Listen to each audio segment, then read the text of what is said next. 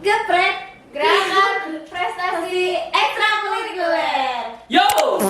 Oke, sebelum masuk ke pembahasan topik kali ini, alangkah baiknya kita perkenalan diri dulu. Oke, sebelumnya dari kakak siapa? Saya Muhammad Ridwan dari kelas 12/4. Oke. Saya Muhammad Aigil Fikri dari kelas 12/4. Oke, sebagai perkenalan dari saya juga, saya Amelia Hasana dari kelas 11/4. Saya Kesha Munawfa dari kelas 11/6.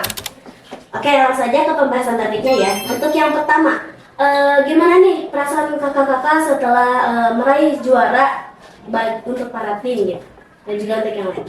Untuk perasaan saya sangat bangga bisa awal sekolah juara di daerah turnamen besar Bogor ya, dari besar juga. Intinya inilah yang kita tunggu-tunggu dari kita dari kita kelas 1 selalu gagal dan akhirnya kita di kelas 3 bisa ngerasain juga. Pokoknya masih banyak rintangan lah yang harus dilewati lagi. Apalagi ini baru awal, kita masih jauh juga. Oke, jangan terlalu formal ya. Kan futsal tuh latihan setiap hari kan ya. Terus futsal tuh Enggak sih, emang setiap hari. iya, futsal kelihatan setiap hari Iya. ada. Terus futsal tuh emang salah satu ekskul yang terkenal rajin latihannya. Terus juga aku tuh dengar Kak Ateng atau Kak Ridwan tuh suka dipanggil kaptennya futsal, bener gak Kak? Kalau kapten sih benar dari karena setiap tahunnya, setiap angkatannya bakal ada yang ditunjuk juga. Jadi setiap angkatan pasti ada ditunjuk orang kapten, dan kita juga nggak hanya sekedar latihan, kita ada organisasinya juga, ada ketua, wakil, bendahara, semuanya ada. Jadi tersusun ya. Iya. Selain kapten ada juga best playernya yang ada. Ini nih namanya Kak Agil, bener gak Kak? Best playernya futsal. Nah, Itu tuh gimana sih biar bisa dapet julukan best player tuh kita tuh harus gimana gitu? kalau dari saya sendiri sih lepus dirinya itu lebih rajin lagi. Kalau misalkan punya latihan tambahan sendiri di rumah, latihan sendiri. Tapi tujuan awal bukan jadi best player, pengen membanggain sama sekolah biar juara. Oke, sejauh ini apa sih tantangan yang menurut kakak itu paling besar? Kan dari sekian banyaknya proses pasti mempunyai tantangan yang sangat besar pastinya ya. Dan apa sih tantangan itu yang bisa membuat kakak itu bisa berhasil dari kegagalan? Nice. Intinya kita jangan terlalu melihat ke depan. Kita juga harus belajar dari sesekali lihat ke belakang, karena kita sering gagal. kita sering gagal dan kita harus belajar dari kegagalan yang ini dan harus bisa melawan diri sendiri dulu sih intinya. Kalau kita udah bisa melawan, pasti bisa juga melawan orang lain. Oke. Terus kan tadi ada tantangan nih. Terus kalau misalkan kunci suksesnya dari si timnya tuh apa sih?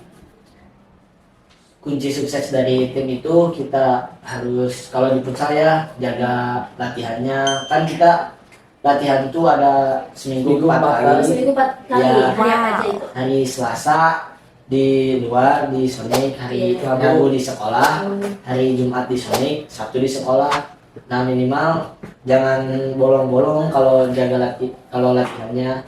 Terus sholatnya juga, komunikasi sama tim, latih, dan selalu kompak lah.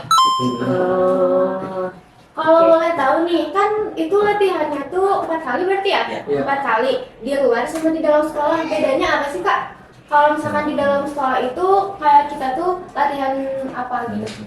Kalau kita latihan di dalam sekolah, kita banyaknya ke fisik. Model kalau hari Rabu kan kita banyaknya suka di pos. Jadi per posnya ada 12 pos, 3 menit, banyak kayak nge-up fisik kita. Terus sama hari Sabtu juga kita kalau latihan di sekolah hari Sabtu cross country kita jogging keluar. Oh, biar lebih berpower gitu ya. Kita jogging Berarti ya? dari SMP nih, kita dari sini bawa motor dari SMP nih ke atas ke Arca, bisa juga kadang ke bawah ke Lampung Jawa keliling ke Bendungan Sukamahi gitu kalau latihan di sekolah. Kalau di Sonic gimana Kak? Kalau di Sonic lebih ke taktikal.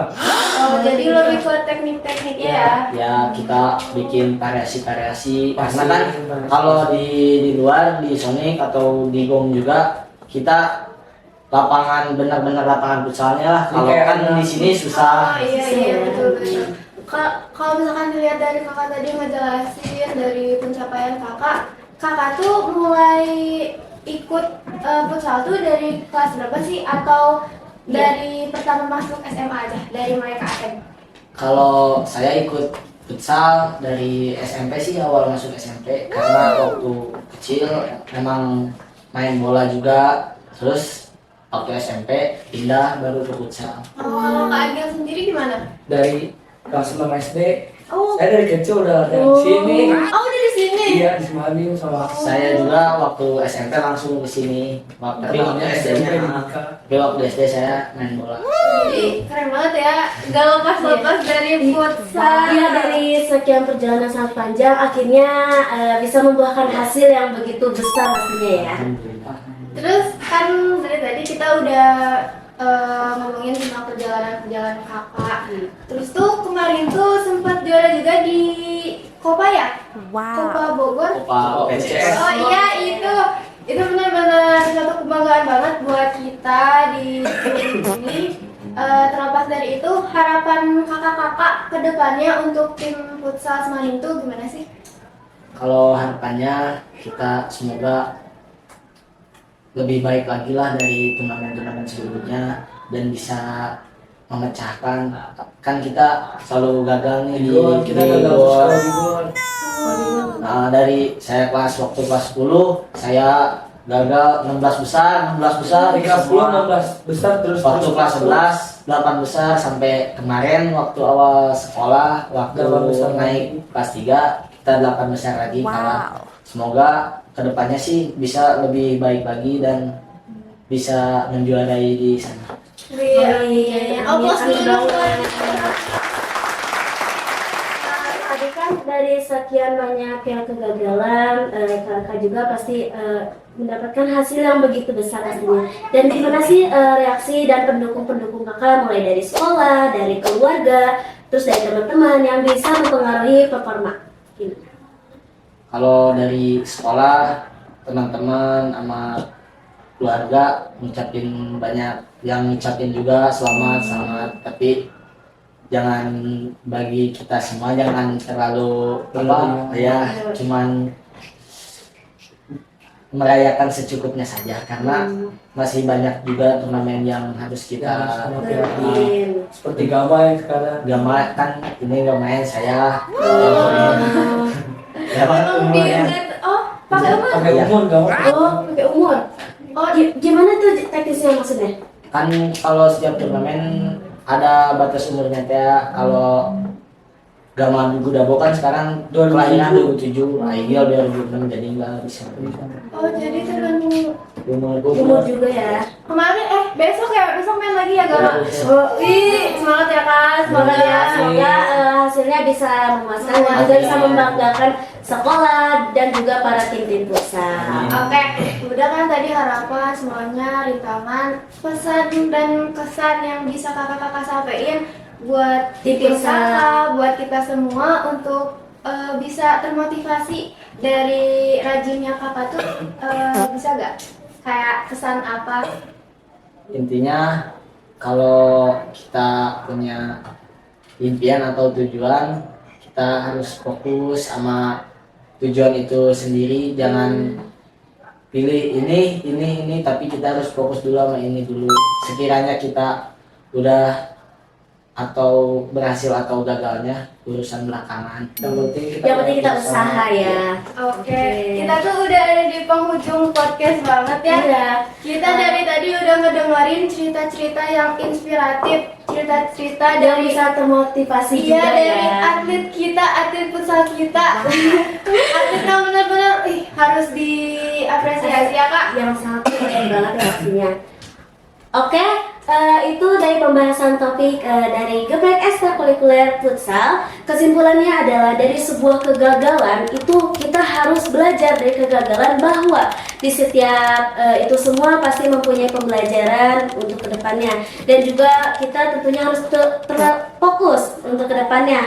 Jadi sebanyak apapun kita gagal, kita pasti mempunyai keberhasilan di ujung sana nanti, yang mungkin keberhasilan itu akan menjadi suatu potensi yang sangat besar, dan pastinya juga itu potensi yang sangat tinggi. Iya.